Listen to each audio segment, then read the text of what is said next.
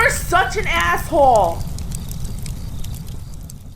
Hey everyone, it is your favorite illegal, just kidding, I'm totally here legally, Mary Jo. I've been helping Erin out with the Asshole Consulting podcast, and I've got another letter. So let's see what is going on over here. Introduction. Okay, so hello, my name is Mary Jo, and I've been helping Erin with some of his asshole consulting requests. He wanted to spruce up the place with a nice, sweet, and pretty girl, so he hires me occasionally to give you lugs something prettier to look at than him. Erin's so sweet. I am also to tell you schmoes to sing only my praises in the comments section and not to pick on me for being a communist and a Mexican. I am neither of those things, so I don't know what Erin's talking about. Okay, so here's the request. Dear Asshole Consulting, this is actually part 2 of our California software engineer that is looking to transfer to Denver, Colorado. Dear Asshole Consulting, I'm 23 and a software engineer. Working in the heart of Silicon Valley. I busted my ass in high school and ended up at an Ivy League college. And now I'm paying off my remaining student debt and looking for a place to live on my own. I need to get out of California and broaden my horizons. And I have considered other major cities in the US, but also going abroad and living in a different country for an extended period of time. I recently ended a 2-year relationship with a woman I met in college. We had a long distance thing going, and it was sucking my soul out to not be in the same city as her. At that point in the relationship, the next logical step was cohabitation. She meets the majority of my own criteria for a long-term relationship, as well as other criteria I have seen you and others throw out as great LTR, long-term relationship indicators. However, we are politically polarized. She is status? I don't know what that means. Okay. And liberal to the point of taking the opposite side of arguments purely because I try to reduce the control the government has over mine and others whenever possible. I ended things with her for the sake of exploring life on my own for a while post-grad, and also to reframe how I want to begin things in my next long-term relationship, as marriage is not an option. The breakup was not due to political differences, but mainly because she has made me feel married at the age of 23, and after seeing what marriage has done to people in my life, I owe it to myself to be smart here and take time on my own to figure out what I really want out of a relationship. That's very smart. That's wise beyond your years.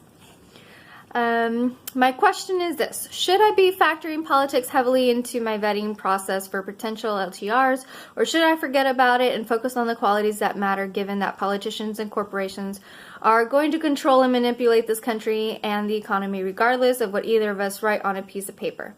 I've spent about 4 months away from her, and while been tough, I am having a great time on my own. It is just a part of me that wonders, what the hell am I doing leaving a quality woman for having limitless freedom to explore what is out there, and wondering if political philosophy should ever be a deal breaker. It has not been so far, but it definitely does not improve things to have that division. Okay. Sorry guys, I'm on my feet again, and they're sore because I was working all day today. Okay, so here is the great wisdom of Clary. I think that 23 is way too young to be talking about marriage, and I understand that you found a girl that more than likely checks off most of your boxes. You know, no one is perfect. I don't think anybody's ever going to truly check off all of our boxes, but you're 23. You shouldn't be thinking about marriage or settling down just yet. So that's how I feel about that. And I'm nearly a whole decade older than you, so I have pretty good and bad experiences to kind of lean on as to why I feel that way. But let's see what Clary says, and if we agree on this subject. Okay, see, so here's the deal.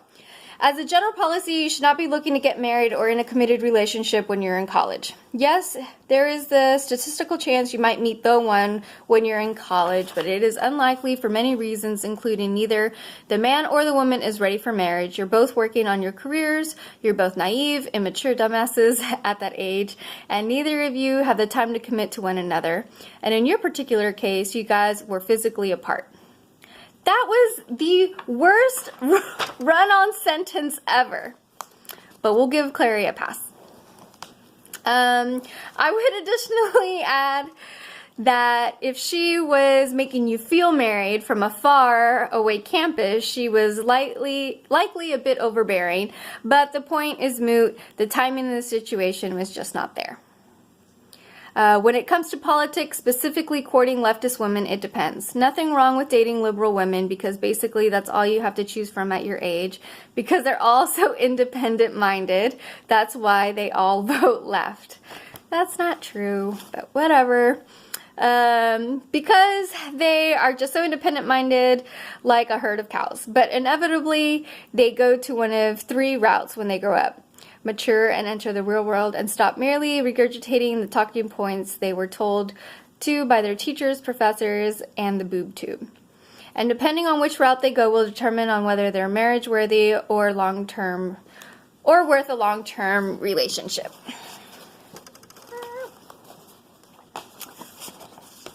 Let me see. All right. The first route is they double down or become committed leftists. Usually this means marrying their career and weddings themselves to their politics. Leftist/feminist politics becomes a religion, their new god in their new lives, and it dictates nearly everything and every decision. They love their politics more than their would-be husband. They love their social worker career more than their would-be children. And going $150,000 into debt for a master's degree in some worthless subject or another is more important than having an adequate retirement fund.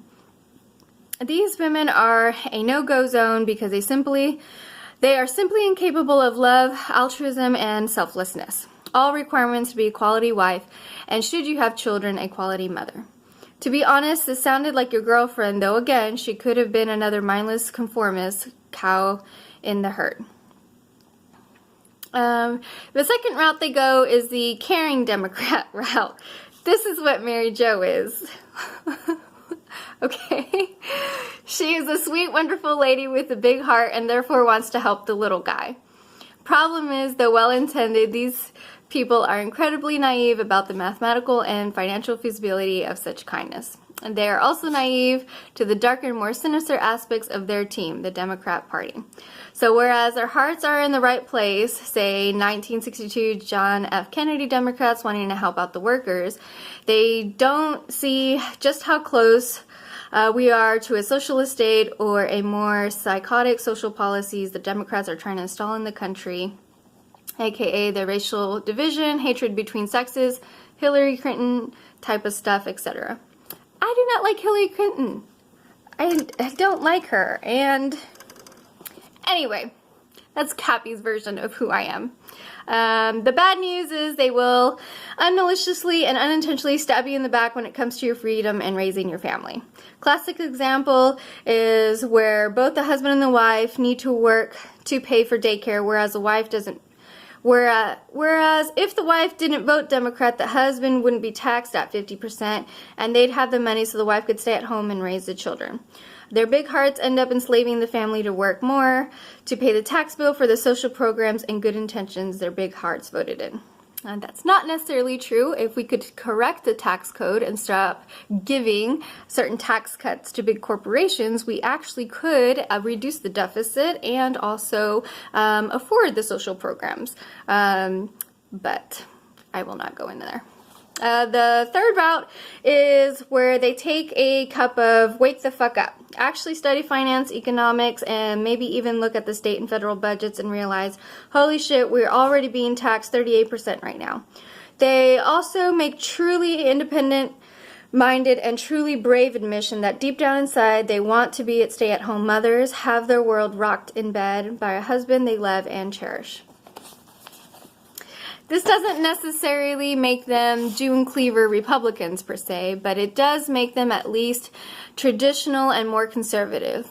It also means they've realized the most important thing in the world is other people, which means they are capable of altruism, selflessness, and true love that is required of a quality wife and mother. However, even here, it's not all roses. You get a lot of self-professed conservative women who wear their politics as a huge badge of honor just as much as the left and feminist women do, ergo putting their politics above all else. But usually, if you have a non-leftist, non-feminist woman who wants to be a good wife and mother, you have yourself an ideal candidate for marriage. The moderates can be those things too. Now, when it comes to which of these three is best, obviously the non-leftist, traditional, and conservative woman is best. She knows to vote for the family first and not the state. She's intelligent enough to realize historically what threat government has been to the people. She's incredibly independent-minded if she's bucked the K-College brainwashing she's received as to why men are evil, women are oppressed, and we need more socialism. And she's brave and principled enough to do so in the face of huge criticism, mockery, hatred, ostracization. Oh, stop giving me these words. From people on the left, particularly feminists. The problem is these women are so few because it is so rare women decide for themselves to be empirical and to think their politics through. And because of this rarity, most men will have to go to the second group. The second group are the good-hearted Democrats. It's more important a woman is loving, kind, and supportive than economically savvy and empirical when it comes to marriage. Ideally, you'd have both, but the statistics of the population are just not there. Here the axiom if it's easier to make a fat woman thin than a hot girl nice comes to play. But instead of making a fat girl thin, you're going to make a nice Democrat woman conservative. Oh my goodness. How much Kool-Aid do you drink? Come here, Chloe. Sorry, my dog wants to say hi. Yeah, the babies. Say hi. Hi, the babies. Oh my goodness. The babies. Okay, go. That's enough. Okay, so the best way, okay, so back. So Clary's saying the second best way to go is the good-hearted Democrats because you can slowly turn them conservative. Interesting. I see. Okay, so the best way to do this is through my famous and patented Clary betting tactic. Deep down inside, if a girl likes you, she likes you. And if she has a good heart, she'll like you more than her politics. If this is the case, you can actually have a little fun with this and prove the girl wrong, moving her to the correct side of politics. You simply bet her sexual favors on her incorrect leftist politics. That would be a fun game. It'd be like Twister, but with politics. Okay. She says corporations don't pay any taxes because of loopholes. You bet her a blowjob she's wrong. And when she accepts, you simply go to the St. Louis Fred database, pull up corporate receipts, and you get your blowjob.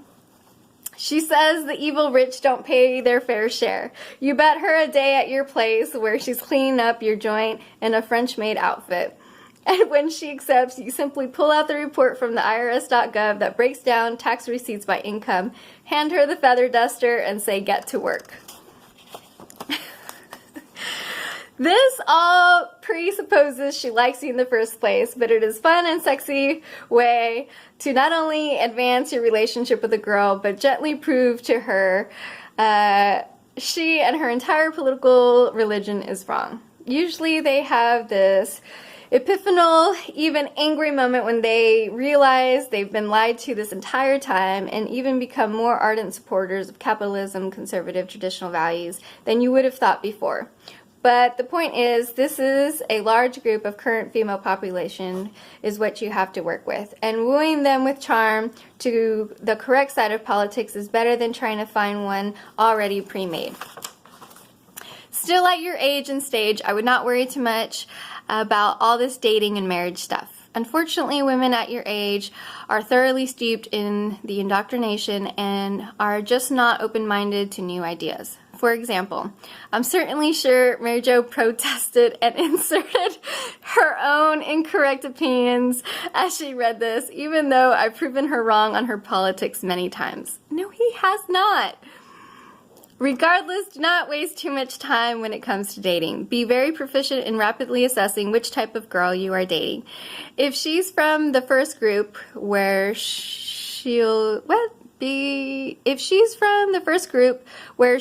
well on her way to getting a master in sociology and wants to raise awareness or fight for social justice, 86 her and don't even waste your time. If she's a conservative, traditional girl, sure, by all means, you have a green light. But where I think you'll spend most of your time is with well-intended, sweet but naive Democrats that merely need to be romantically wooed and tricked into at least non-socialist politics. Best of luck and don't hold your breath. P.S. You can ignore everything Mary Jo inserted into the reading.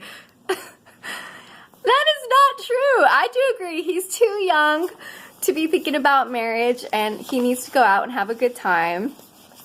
You and I will spar outside the video about some of the things you said, but it's pretty cute. So anyway, I hope you guys enjoyed. Please let Erin know if you'd like me to read any more. I have a after work meeting I have to go to to give my outdated and delusional mortgage advice. So I wish you guys well, and again, let Erin know if you'd like me to read any more. It's definitely been fun, and I appreciate all the nice things everyone is saying. Okay, bye!